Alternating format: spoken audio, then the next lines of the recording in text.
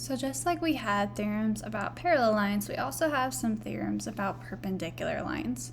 The first theorem we have is the linear pair perpendicular theorem, and that says if two lines intersect to form a linear pair of congruent angles, then the lines are perpendicular. So in our picture here, we see that angle 1 is congruent to angle 2, and I know that because of the arc that's there. Then I could say that G is perpendicular to H.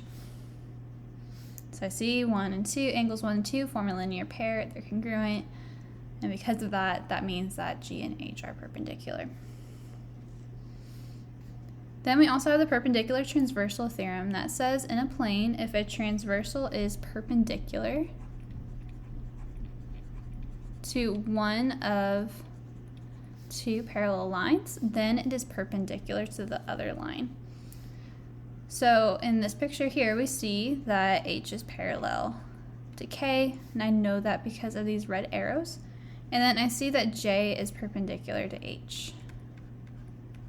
And I see that because of this right angle here. J intersects H at a right angle.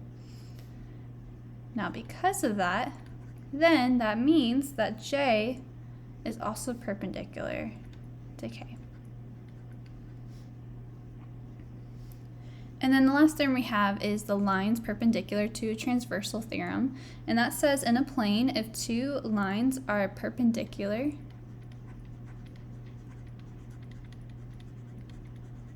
to the same line, then they are parallel to each other.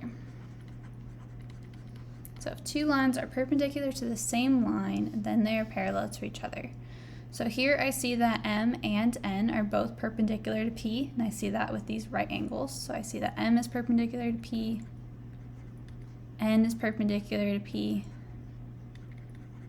Now since they're both perpendicular to that same line, that means that M is parallel to N.